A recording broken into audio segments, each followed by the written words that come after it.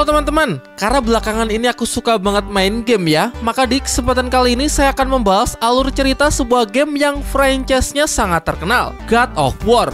Secara singkat, God of War menceritakan tentang kisah hidup makhluk manusia setengah dewa bernama Kratos yang memerangi para dewa Olympus. Bagi kalian yang memainkan game ini, pasti sadar kalau urutan alur cerita di dalam game God of War tidak sesuai dengan tanggal rilis gamenya. Sebagai contoh, God of War Ascension yang rilis di tahun 2013 secara garis waktu seharusnya berada sebelum God of War 1 yang rilis di tahun 2007. Hal ini karena di game God of War Ascension, Kratos belum mengalahkan Dewa Ares. Padahal di ending God of War 1, Kratos sudah mengalahkan Ares. Jadi pada kesempatan kali ini saya akan membahas alur cerita seri game God of War sesuai dengan alur waktunya dan tidak mengikuti tanggal rilisnya. Tentunya supaya lebih mudah untuk kalian pahami ya. Dan di akhir video nantinya juga akan membahas teori menarik yang akan membuat otak kalian meledak. Jadi baiklah, tanpa berlama-lama lagi, mari kita mulai. Zeus, your son has returned! I bring the destruction of Olympus!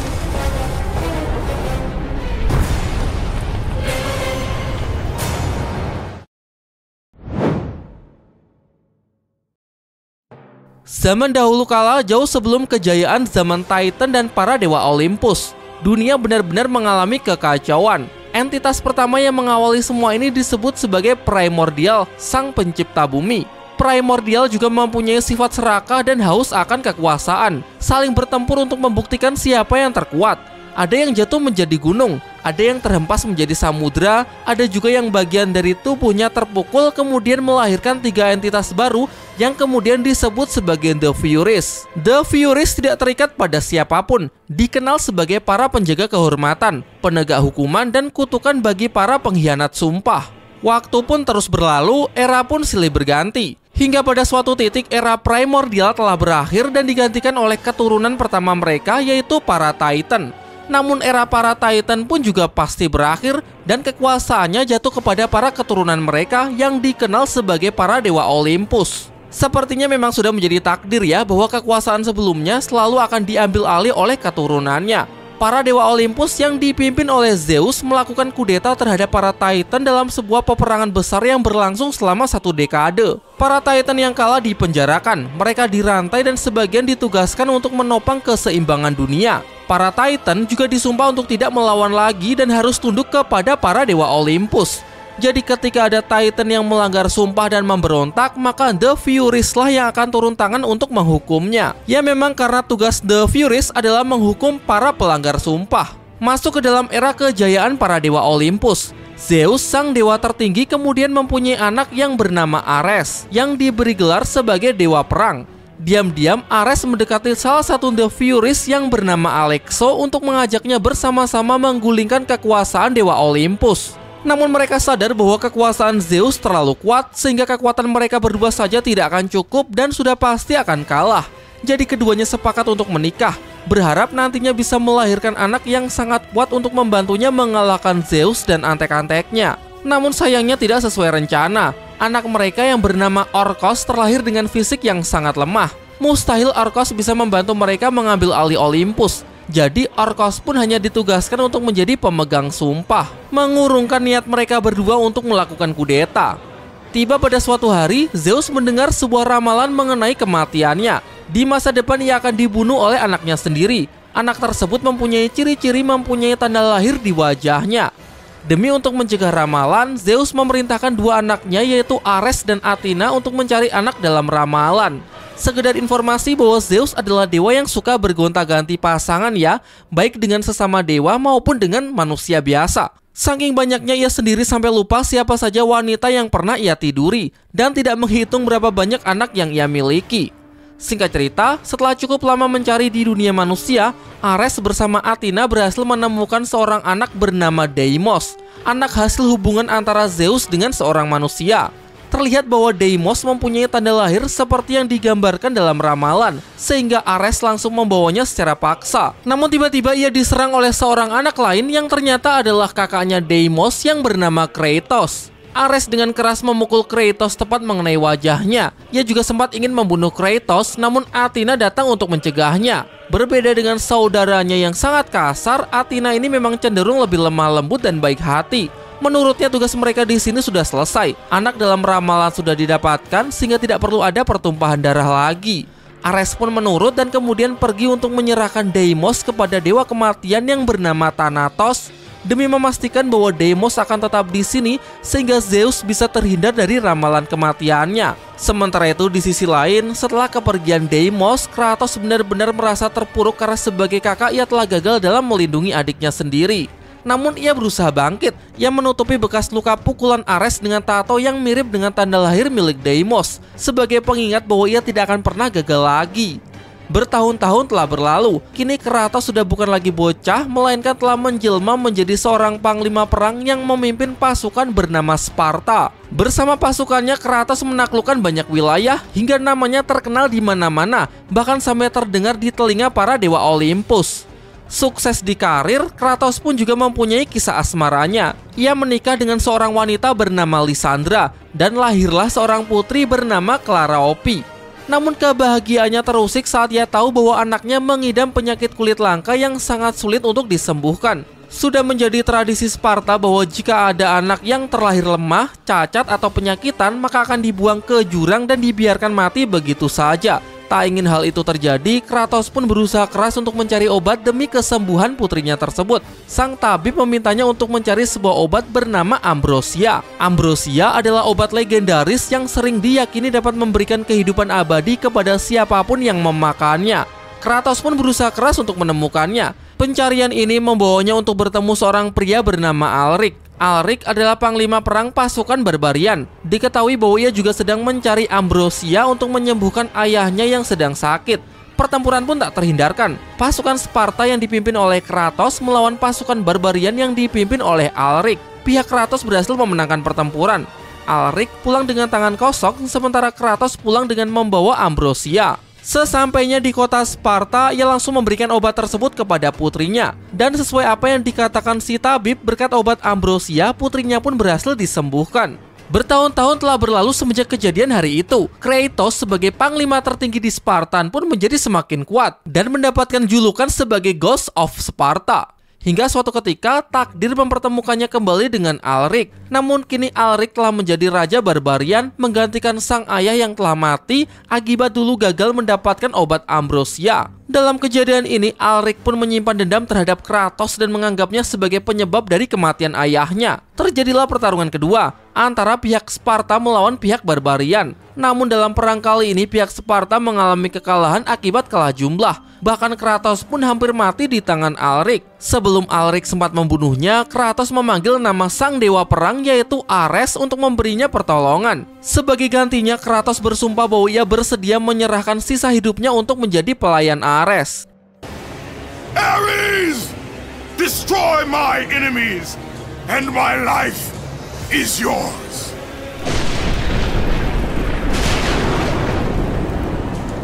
Dewa Ares sendiri sebenarnya sudah sering mendengar cerita tentang kehebatan Kratos di bumi, terutama semenjak Kratos berhasil menemukan obat Ambrosia yang sangat langka. Ia memang sangat tertarik dengan Kratos, berharap dengan memanfaatkan Kratos ia bisa mewujudkan keinginan lamanya untuk menaklukkan Olympus. Jadi sekarang saat melihat Kratos menawarkan diri, ia pun langsung menerimanya. Dan seketika itu juga Ares langsung menghabisi seluruh pasukan barbarian. Ia menyelamatkan hidup Kratos dan memberikannya sebuah senjata bernama Blade of Chaos untuk menghabisi Alrik. Dan mulai saat ini Kratos akan menjadi pelayan Ares, mematuhi semua perkataannya dan menjalankan setiap perintahnya.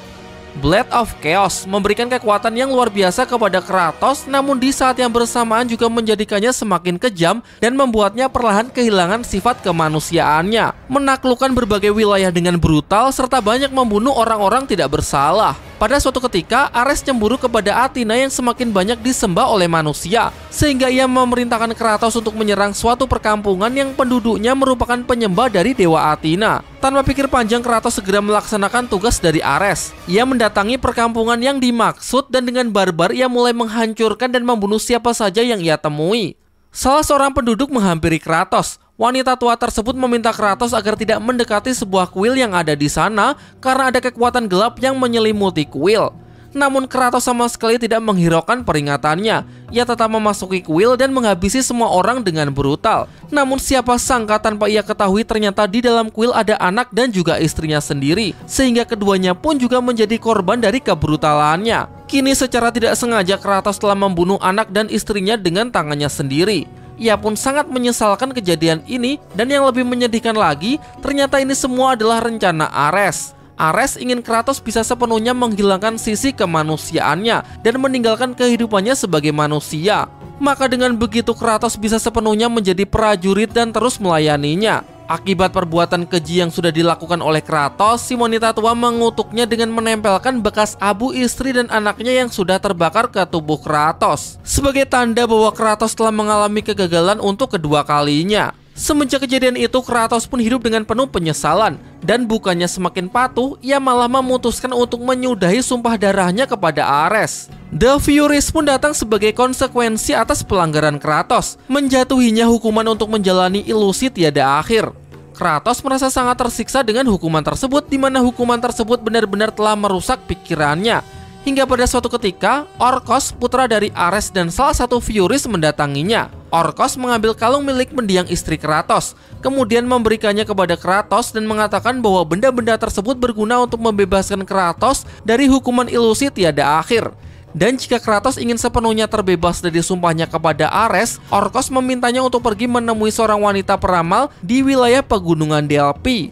Mengikuti saran dari Orkos, Kratos pergi mencari sang peramal yang diketahui bernama Aletheia. Namun sayangnya ketika sudah bertemu, sang peramal sedang sekarat. Sebelum menghembuskan nafas terakhir, sang peramal memberitahu Kratos bahwa satu-satunya cara agar bisa terbebas dari ikatan sumpah darahnya kepada Ares adalah dengan membunuh para Furies. Setelah mengetahui informasi tersebut, Kratos langsung bersiap untuk pergi mencari The Furies. Tapi sebelum berangkat, Orkos kembali menemui Kratos untuk menceritakan asal-usulnya serta alasan mengapa ia mengkhianati orang tuanya dan malah berpihak kepada Kratos. Seperti yang sudah diceritakan di awal bahwa Ares menikah dengan Ratu Furies untuk menciptakan anak yang kuat agar bisa membantu mereka untuk meruntuhkan Olympus. Namun anak mereka yaitu Orkos ternyata tidak sesuai ekspektasi. Sebenarnya Ares yang merasa sangat kecewa ingin langsung membunuhnya. Namun sang ibu menyelamatkannya, kemudian memberinya tugas sebagai pemegang sumpah. Meskipun tugas tersebut baginya sangatlah berat, namun ia tetap menjalaninya karena menganggap bahwa ini adalah bentuk cinta dari ibunya terhadap dirinya. Tetapi belakangan ini Orkos menyadari bahwa sebenarnya ia cuma dimanfaatkan sebagai alat.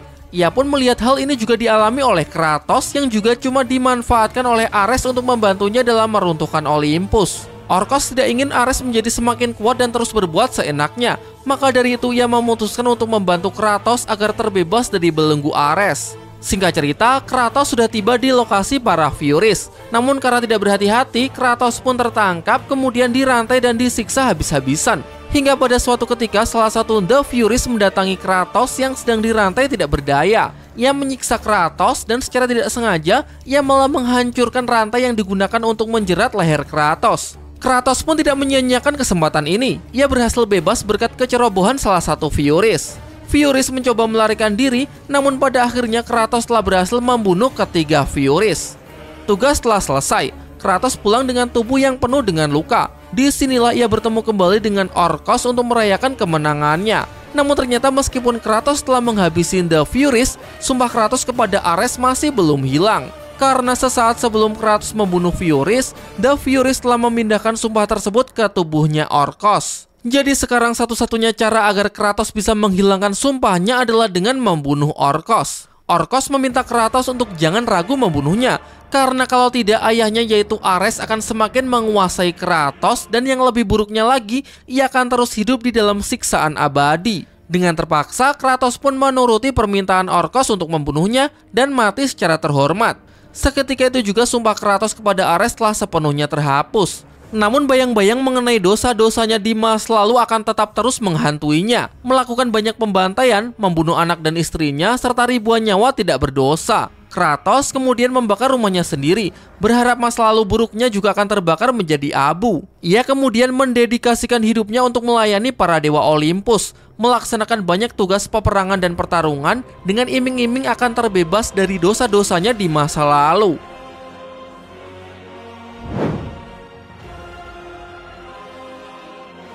Saat menjalankan salah satu tugasnya, Kratos menyaksikan bahwa matahari tiba-tiba jatuh dari langit disertai guncangan gempa yang berangsur-angsur menjadikan dunia dalam kegelapan.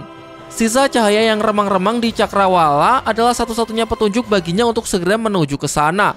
Tenggelamnya matahari sebelum waktunya adalah tanda kebangkitan dari Morpheus, the God of Dreams, atau sebut saja Dewa Mimpi, dengan kekuatan berupa kabut hitam yang akan menelan apa saja yang menyentuhnya. Morpheus, sang dewa mimpi, adalah salah satu ras dewa dari zaman primordial yang masih hidup setelah peperangan melawan ras Titan.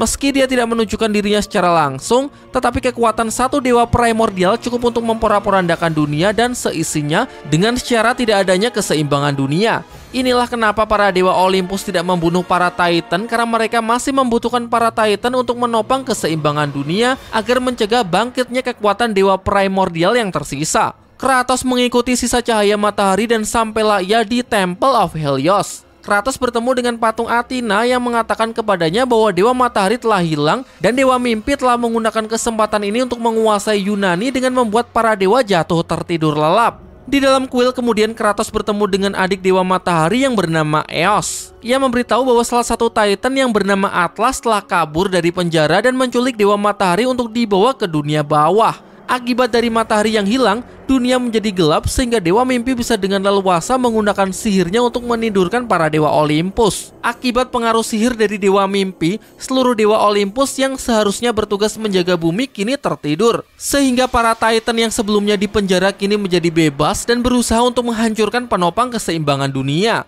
Kratos yang mengetahui hal ini segera menuju dunia bawah untuk menyelamatkan dewa matahari dengan menaiki kereta kuda api milik dewa matahari. Sesampainya di dunia bawah, Kratos tidak disambut ramah oleh nahkoda kapal yang bernama Charon. Kratos hanya berniat meminjam kapal untuk menjemput dewa matahari, namun Charon tidak mengizinkannya. Mereka pun bertarung, namun sayangnya Kratos tidak mampu mengalahkannya. Charon mengangkat tubuh Kratos dan menjatuhkannya ke bagian dasar di dunia bawah. Berusaha keras kembali naik ke atas, Kratos kembali bertarung melawan Charon dan kali ini ia berhasil mengalahkannya. Kratos kemudian menuju tempat di mana sumber cahaya matahari berada menggunakan kapal dari nahkoda tersebut. Namun di tengah perjalanan ia terhenti ketika ia melihat jiwa dari anaknya yang sudah lama mati. Ia mengikutinya hingga tiba di lokasi yang bernama Hutan Persepsi. Di sini Kratos tidak lagi melihat anaknya, melainkan seorang wanita yang mengaku sebagai Dewi Dunia Bawah. Dewi Dunia Bawah mengungkapkan kekecewaannya karena ia telah dikhianati oleh Zeus dan telah ditipu oleh suaminya sendiri, yaitu Hades. Memaksanya untuk tetap tinggal di sini dan bertugas melayani jiwa-jiwa orang yang sudah mati. Kratos tidak peduli terhadap semua itu karena sekarang ia hanya ingin menemui putrinya. Dewi Dunia Bawah memberitahu Kratos bahwa untuk bisa bersama dengan putrinya lagi, Kratos harus melepaskan seluruh kekuatannya ke dalam pohon kelupaan. Tanpa pikir panjang, Kratos pun langsung melakukannya.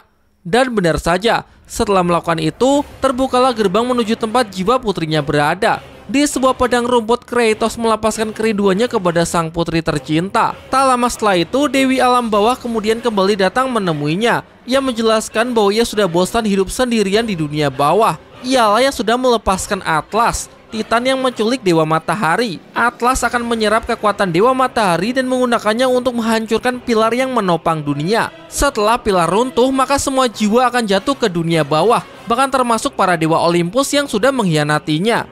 Dan karena Kratos telah memilih untuk bersama putrinya, maka Atlas bisa melanjutkan rencana yang telah ia mulai. Kratos pun merasa bimbang antara memilih bersama putrinya atau menyelamatkan dunia. Namun pada akhirnya Kratos memilih untuk meninggalkan putrinya, mengambil kembali kekuatannya untuk mengalahkan Dewi Dunia Bawah.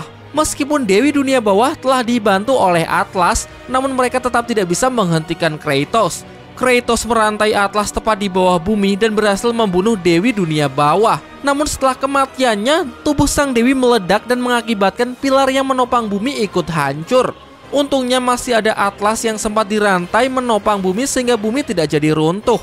Titan Atlas kini sepenuhnya telah terkunci dan terpaksa ia harus menggantikan pilar untuk menopang bumi. Pada akhirnya Kratos berhasil menyelesaikan tugasnya. Dewa Matahari berhasil diselamatkan sehingga matahari pun kembali menyinari dunia. Morpheus sang dewa mimpi juga telah mundur dan kembali ke dalam bayang-bayang.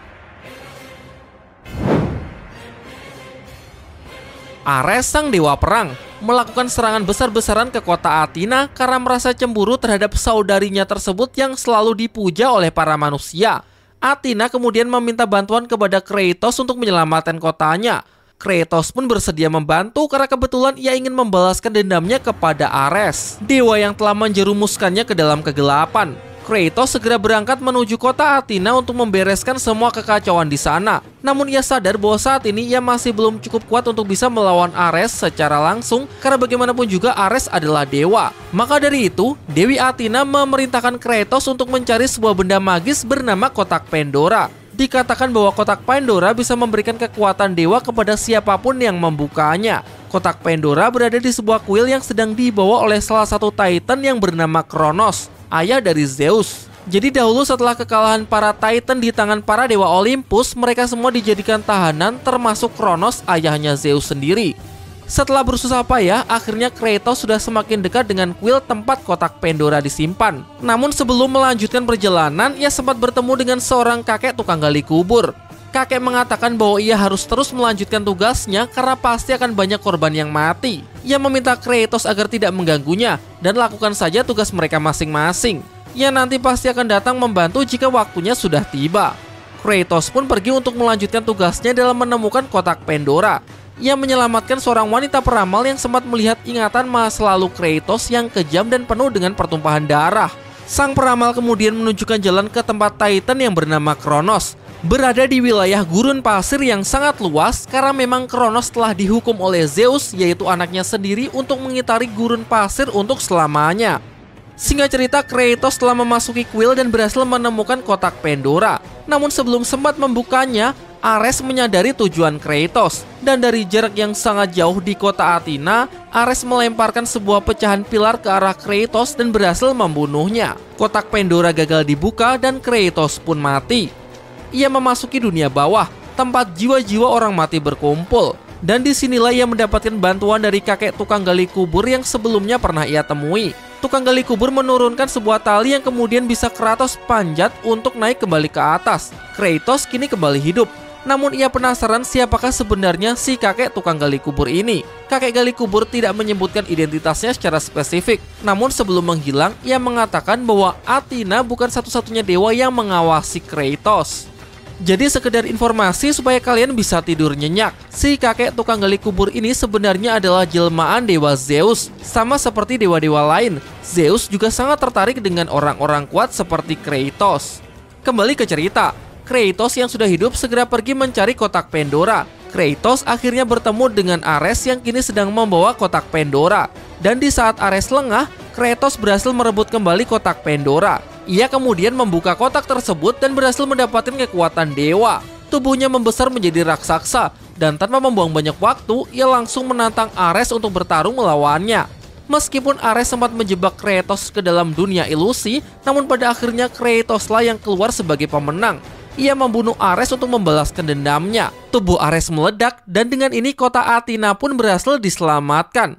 Namun ternyata balas dendam tidak lantas membuat Kratos menjadi damai. Ia masih saja dihantui oleh mimpi buruknya. Ia lalu meminta Athena untuk menghapuskan kenangan buruk yang selalu menghantuinya karena ia telah berhasil memenuhi tugas-tugas dari para dewa Olympus. Sayangnya Athena tidak bisa mengabulkan permintaan Kratos. Sebelumnya para dewa hanya berjanji untuk mengampuni dosa-dosa Kratos, bukan menghapus kenangan buruknya. Tidak ada yang bisa melakukannya. Setelah mengetahui hal itu, Kratos merasa bahwa hidupnya tidak ada gunanya lagi. Ia menjatuhkan dirinya ke dalam jurang. Namun Dewi Athena menyelamatkannya. Dewi Athena menawarkan tahta dewa perang kepada Kratos, tahta dewa yang telah ditinggalkan oleh Ares. Kratos pun bersedia sehingga ia kini menjadi Kratos sang dewa perang, God of War.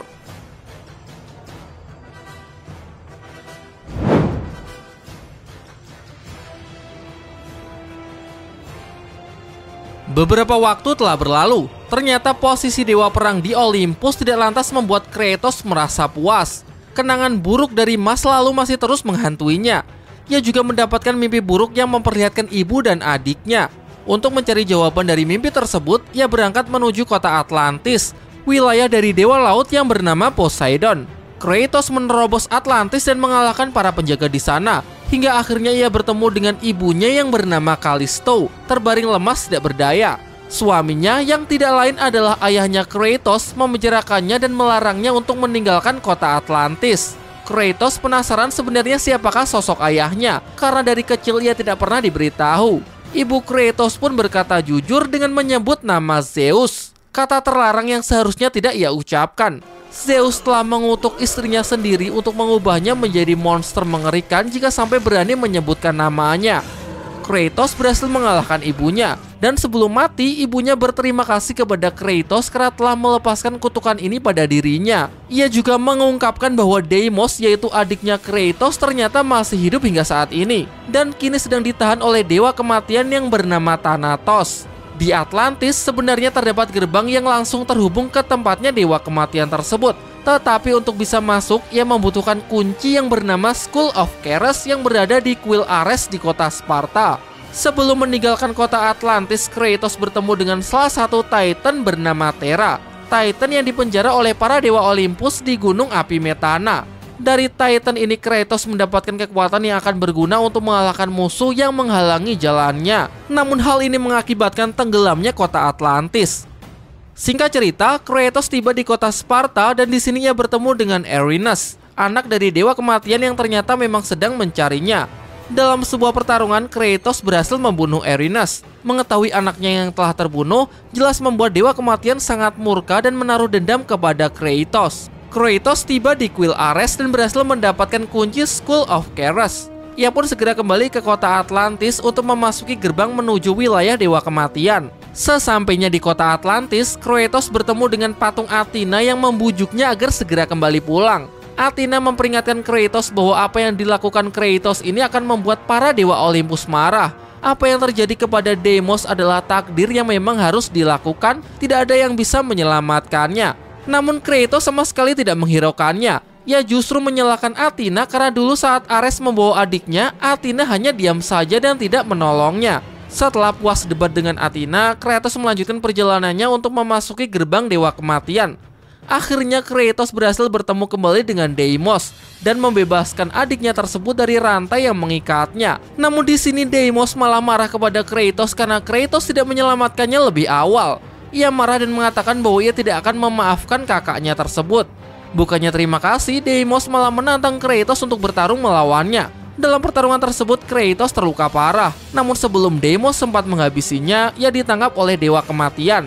Dewa kematian dendam kepada Kratos yang telah membunuh anaknya, sehingga sekarang ia ingin Kratos merasakan rasa kehilangan yang sama.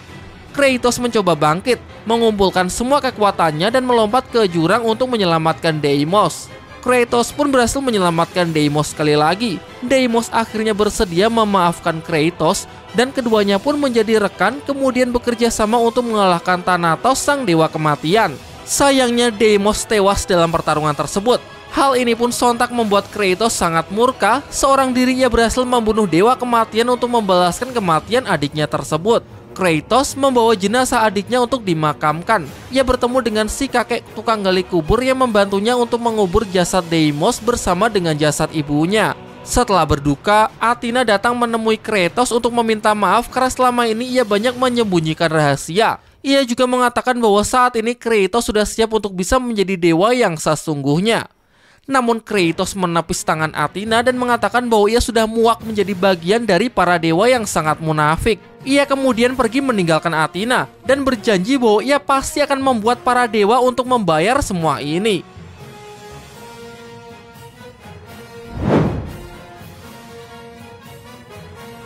Kratos memimpin pasukan Sparta untuk menyerang banyak kota di Olympus dan berencana untuk mengambil alih kekuasaan para dewa Olympus di seluruh wilayah Yunani. Athena berusaha menghentikannya karena apa yang dilakukan oleh Kratos sudah membuat para dewa marah. Dan kalau itu sampai terjadi, maka ia juga tidak akan bisa lagi melindunginya. Kratos tidak menghiraukannya. Ia tetap pergi dan mengatakan bahwa ia tidak butuh perlindungan dari siapapun. Ia telah mengubah rasa sakit dari ingatannya menjadi kebencian terhadap para dewa. Kratos turun ke medan perang. Namun di tengah pertempuran datang seekor elang yang menyerangnya. Tidak hanya menyerang, sang elang juga mencuri kekuatan Dewa Kratos hingga membuat tubuhnya menyusut. Kemudian memindahkan kekuatannya ke dalam patung emas Dewa Matahari. Patung Dewa Matahari kini hidup sehingga Kratos kecil harus berupaya untuk mengalahkannya.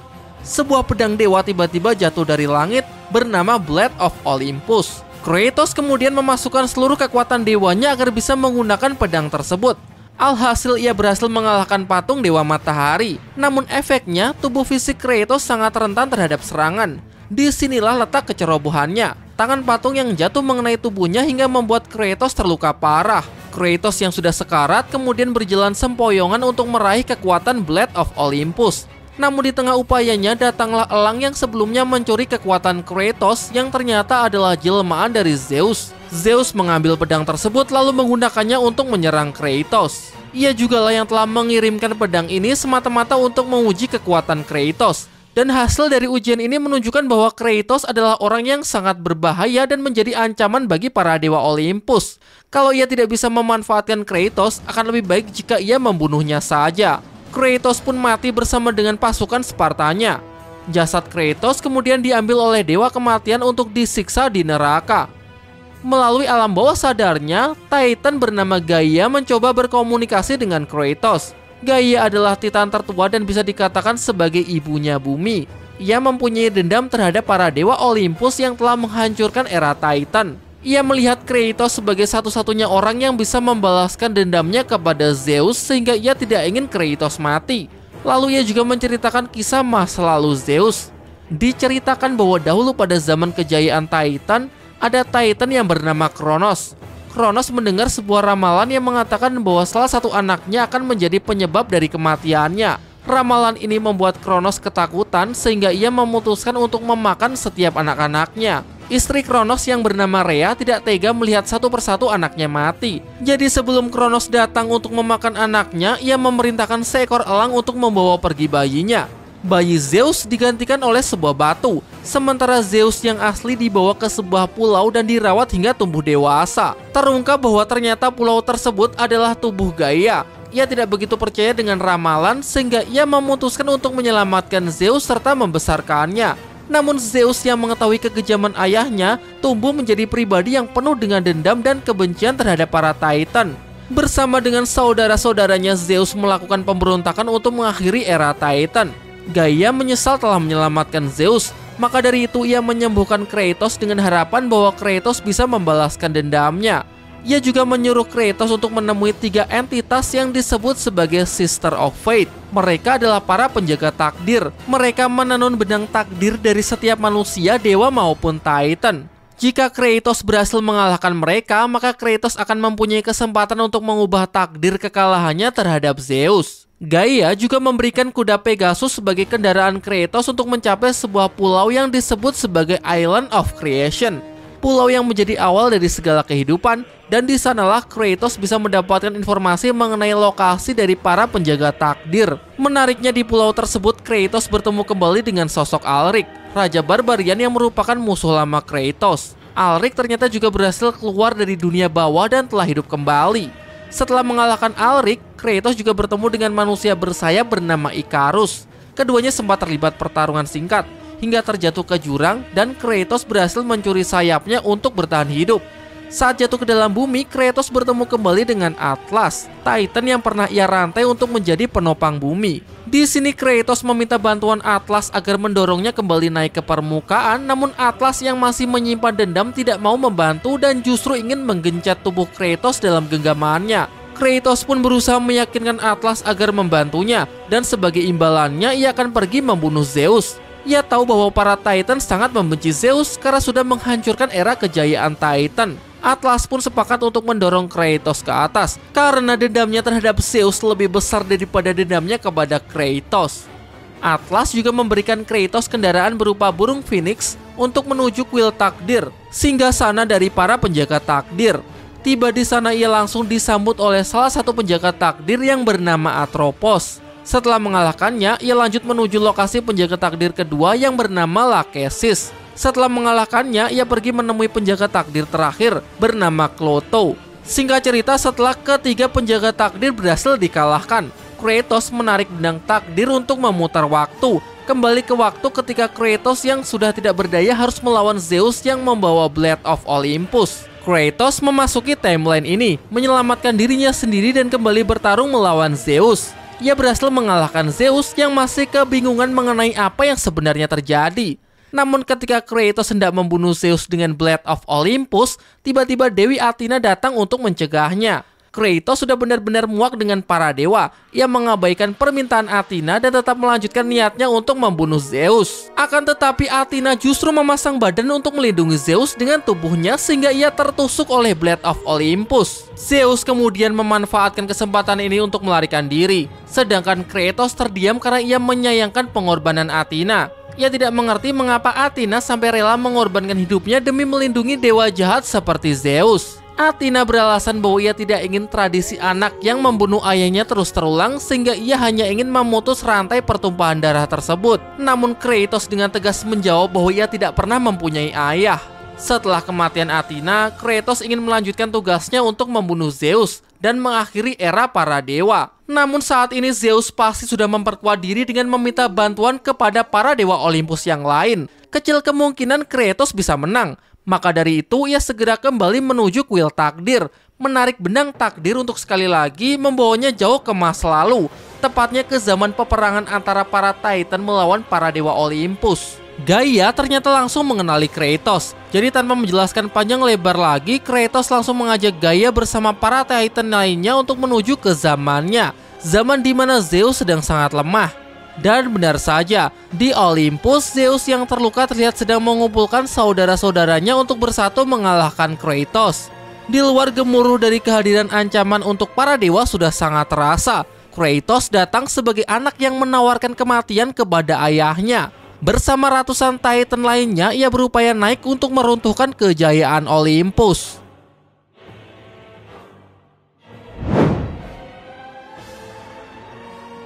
Peperangan besar pun tak terhindarkan. Bersama Gaia, Kratos berhasil menumbangkan salah satu dewa Olympus yaitu Poseidon, sang dewa lautan.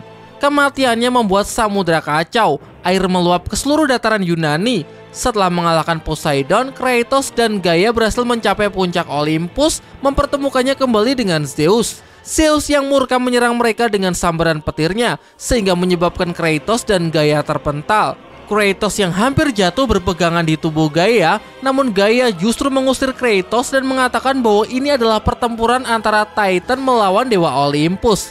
Kratos tidak perlu ikut campur lagi. Kratos pun marah karena ini adalah pertempurannya melawan Zeus. Lagi pula kalau bukan karena dirinya, para Titan tidak akan berada di tempat ini. Namun Gaia tidak menghiraukannya dan tetap menjatuhkan Kratos. Kratos mati. Sehingga sekarang ia berada di dunia bawah, yaitu Realm of Hades. Di dunia bawah ia bertemu dengan jiwa dari Dewi Athena. Athena menceramai Kratos mengenai perang Olympus yang tidak pernah berakhir membuat manusia terus hidup dalam penderitaan. Athena mengaku bahwa ia telah melihat kebenaran setelah melewati kematian. Jadi kalau sebelumnya ia berupaya untuk menyelamatkan Zeus, sekarang ia justru berbalik memberitahu Kratos cara untuk membunuh Zeus. Kratos harus mematikan sumber dari kekuatan Zeus, yaitu Flame of Olympus.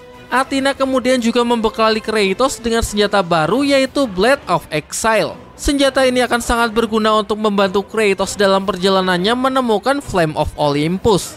Perlu kalian ketahui bahwa ada 3 jenis senjata utama yang pernah dipakai oleh Kratos.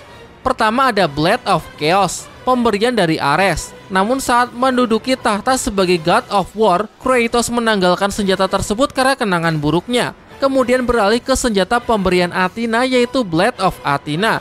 Dan sekarang karena Kratos akan menempuh perjalanan yang sangat berbahaya di Olympus, maka Dewi Athena memberinya senjata baru yang akan lebih ampuh bernama Blade of Exile. Sekarang kembali ke cerita. Perjalanan Kratos di dunia bawah mempertemukannya dengan dewa pandai besi bernama Hephaistos. Kratos menanyakan mengenai keberadaan dari Flame of Olympus. Namun dewa pandai besi tidak memberitahu lokasinya. Ia hanya mengatakan bahwa api Olympus adalah api yang sangat berbahaya. Baik manusia ataupun dewa pasti akan mati saat menyentuhnya. Ia menambahkan jika Kratos berhasil keluar dari dunia bawah, maka jalan menuju Flame of Olympus pasti akan terbuka. Lanjut menelusuri dunia bawah. Kratos akhirnya bertemu dengan salah satu dewa Olympus, sang dewa penguasa alam bawah, yaitu Hades. Kratos bertarung sengit hingga berhasil membunuh serta mengambil senjata Hades, dan kematian Hades membuat dunia bawah menjadi kacau balau. Kratos kembali menemui sang dewa pandai besi yang menyampaikan bahwa Hades kini telah mati di tangannya. Sebuah portal muncul di atas mereka, yaitu jalan keluar menuju dunia atas. Sang dewa pandai besi kemudian curhat mengenai nasibnya yang malang. Dahulu ia pernah menjadi pandai besi terhormat di Olympus, bahkan Zeus pun menghormatinya. Namun tibalah hari di mana Kratos membunuh Ares dan Zeus tiba-tiba saja berubah menjadi jahat, membuat hidup keluarganya menjadi berantakan. Termasuk Zeus menculik putrinya yang bernama Pandora. Singkat cerita, Kratos berhasil keluar dari dunia bawah, kembali menuju Olympus dan menghadapi tantangan selanjutnya, yaitu Helios, sang dewa matahari. Kratos berhasil menghancurkan kereta apinya dan berkat bantuan salah satu Titan membuat Helios jatuh ke tanah dan terluka parah. Kratos pun tanpa ampun langsung membunuhnya, membuat matahari di langit langsung tertutup awan dan dunia berada di dalam kegelapan. Kratos kemudian melanjutkan perjalanannya dan bertemu dengan dewa Olympus yang lain, yaitu dewa pembawa pesan yang bernama Hermes. Kelincahan super dari dewa yang satu ini sedikit merepotkan Kratos, tapi akhirnya Kratos berhasil mematahkan kaki-kakinya lalu membunuhnya. Lawan selanjutnya adalah saudara tirinya sendiri, salah satu putra Zeus yang bernama Hercules. Lawan yang mempunyai perawakan yang lebih besar tidak lantas membuat Kratos menjadi gentar. Ia merampas senjata Hercules lalu menggunakannya untuk menghajar saudaranya tersebut bertubi-tubi. Kematian dari para dewa membuat dunia kehilangan keseimbangannya, menjadi kacau dan berada di ambang kehancuran. Singkat cerita, Kratos bertemu kembali dengan dewa pandai besi, dan akhirnya terungkap bahwa putri dari si pandai besi yang bernama Pandora sebenarnya adalah kunci untuk memadamkan Flame of Olympus. Alasan Zeus menculik Pandora adalah agar tidak ada yang bisa memadamkan api tersebut.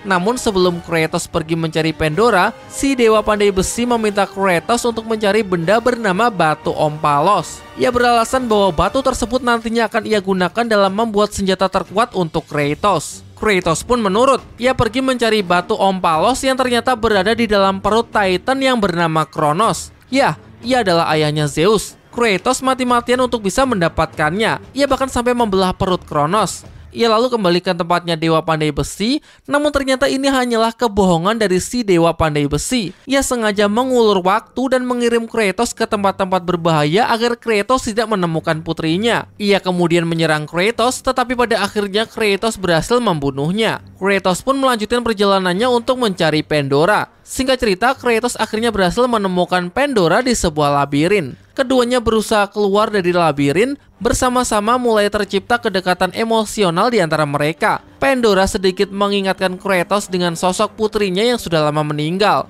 Akhirnya Kratos dan Pandora berhasil keluar dari labirin. Sesuai dengan tujuan awal, Pandora bersedia mengorbankan dirinya untuk memadamkan Flame of Olympus. Namun Kratos mencegahnya, karena Pandora benar-benar mengingatkannya dengan sang putri sehingga ia tidak ingin gagal lagi. Di tengah perdebatan mereka, tiba-tiba datanglah Zeus yang mengacau. Kratos tidak bisa menahan kebenciannya lagi. Ia melepaskan tangan Pandora dan memilih untuk bertarung melawan Zeus.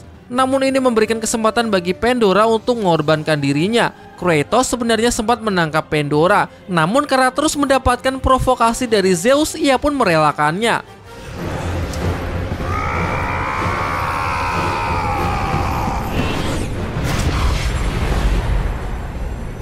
Kini akhirnya Flame of Olympus telah sepenuhnya padam, meninggalkan sebuah kotak di tengahnya. Dan saat Kratos tersadar, ia membuka kotak tersebut, berharap ia akan mendapatkan kekuatan seperti saat melawan Ares. Tetapi sayangnya isinya ternyata kosong.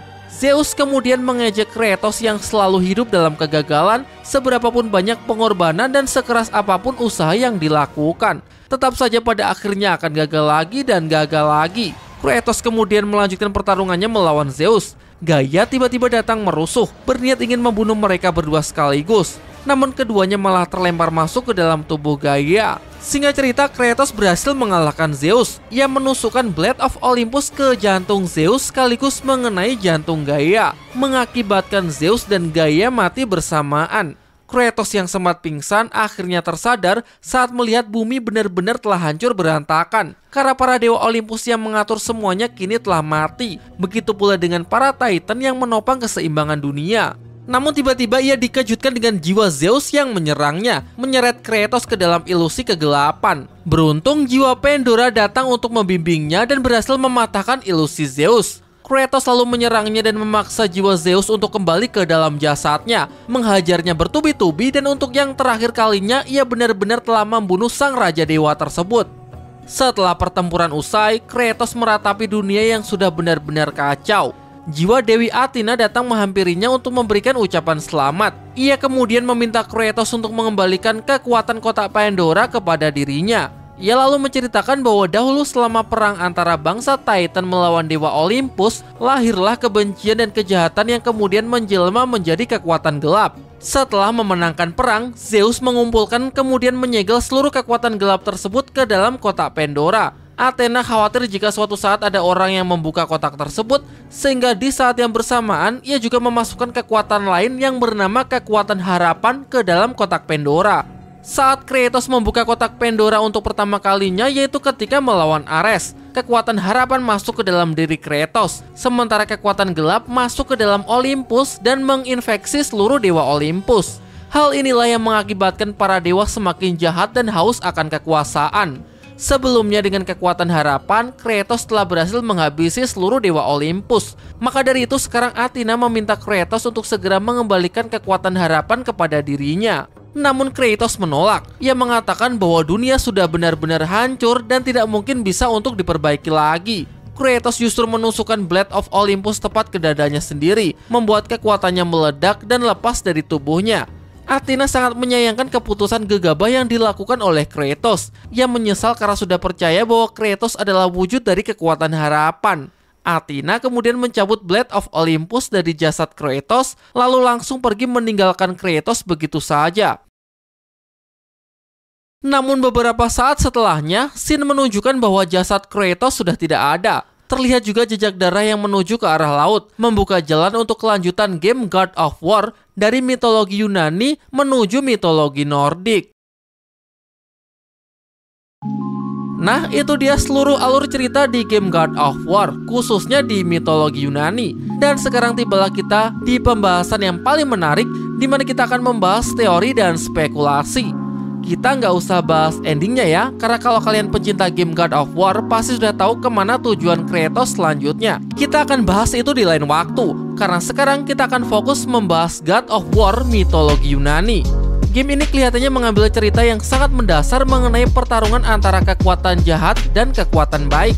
Kekuatan jahat yang diwakili oleh kekuatan gelap para dewa Olympus, sementara kekuatan baik diwakili oleh kekuatan harapan dari Kratos. Namun sebenarnya benturan antara kekuatan baik dan kekuatan jahat hanya digunakan untuk membungkus bagian inti dari game ini yang sudah dibangun sejak awal, yaitu mengenai pembalasan dendam.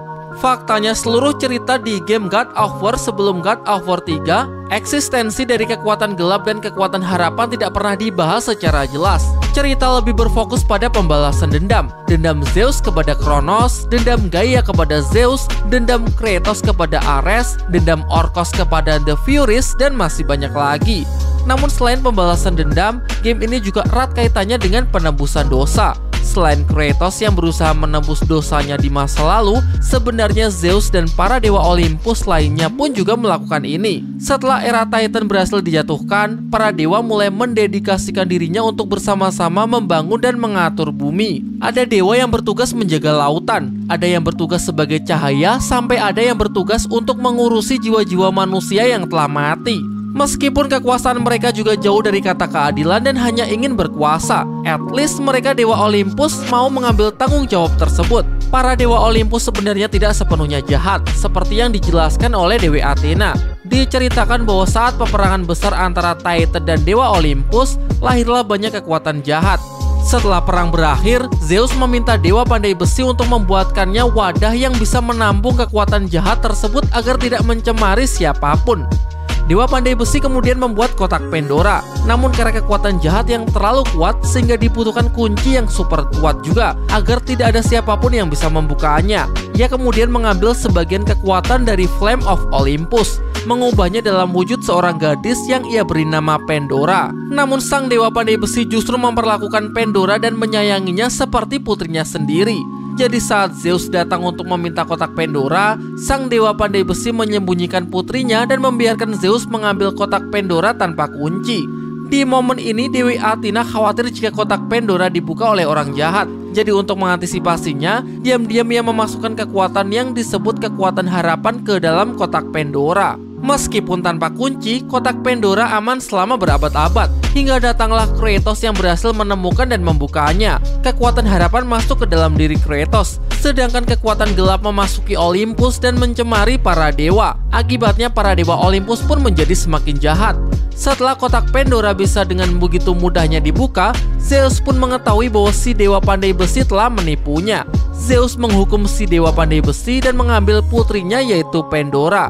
Disinilah awal dari sifat Zeus yang berubah drastis menjadi dewa yang amat kejam akibat pengaruh dari kekuatan jahat kotak Pandora yang dibuka. Jauh sebelum perseteruannya dengan Kratos, Zeus digambarkan sebagai dewa yang lebih bijaksana. Beberapa kali ia diperlihatkan telah membantu Kratos. Sebagai seorang ayah, ia juga lebih memihak ke Athena yang memiliki kebaikan di dalam hatinya daripada Ares yang lebih angkuh. Makanya di God of War 1, Ares menyerang kota Athena. Ia kesal kepada ayahnya yaitu Zeus karena pilih kasih. Di ending God of War 2, Athena rela mengorbankan dirinya untuk melindungi Zeus karena ia tahu bahwa ayahnya tersebut sedang dalam pengaruh kekuatan jahat. Ada sebuah pertanyaan yang masih cukup mengganggu. Seperti yang kita tahu bahwa ketika Kratos membuka kotak Pandora, seluruh kekuatan jahat keluar dan menginfeksi para dewa Olympus. Namun bagaimana bisa Dewi Athena tetap menjadi dewi yang baik? Apakah ia adalah satu-satunya dewa Olympus yang kebal terhadap infeksi tersebut? Jawabanku mungkin akan membuat sebagian besar dari kalian menolaknya. Menurutku, kebaikan orang jahat lebih berbahaya dari kejahatan orang jahat. Karena sudah jelas bahwa orang jahat pasti melakukan kejahatan. Namun kalau orang jahat tiba-tiba melakukan kebaikan, pasti ada sesuatu yang sedang disembunyikan. Saya berteori bahwa semua dewa telah terinfeksi, tidak terkecuali Dewa Athena. Namun Dewi Athena bisa bermain cantik, manipulatif, serta pandai berkamuflase. Di antara para dewa, Dewi Athena mempunyai paling banyak penyembah, hingga merasa bahwa dirinya lah yang paling benar dan paling pantas untuk memimpin umat manusia. Secara tidak langsung, ialah yang menuntun Kratos untuk menghancurkan para dewa Olympus, menyisakan dirinya menjadi penguasa tunggal di Olympus. Entah bagaimana ia berhasil menemukan cara untuk menjadi eksistensi yang lebih tinggi setelah melalui kematian. Para dewa Olympus lainnya bahkan termasuk Zeus pun tidak mampu melakukannya. Sifat asli Athena semakin terlihat pada ending God of War 3, di mana setelah dunia benar-benar kacau atas kematian para dewa, ia tidak simpati sedikit pun. Ia malah ingin mengambil kekuatan harapan yang ada di dalam diri Kratos sebagai kekuatan untuk menjadi satu-satunya dewa yang berkuasa. Namun di ending Kratos menolak untuk menyerahkan kekuatan harapan kepada Athena karena berpikir bahwa Athena hanya akan menjadi Zeus berikutnya. Kratos menyebarkan kekuatan harapan ke seluruh dunia. Ia percaya bahwa takdir manusia akan ditentukan oleh tangan mereka sendiri tanpa perlu campur tangan dari para dewa. Nah, itu saja pembahasan kali ini. Kalau kalian tidak sependapat atau mempunyai pemahaman lain terhadap cerita di game God of War, it's okay. Silahkan berdiskusi di kolom komentar ya. Terima kasih sudah menonton dan sampai jumpa.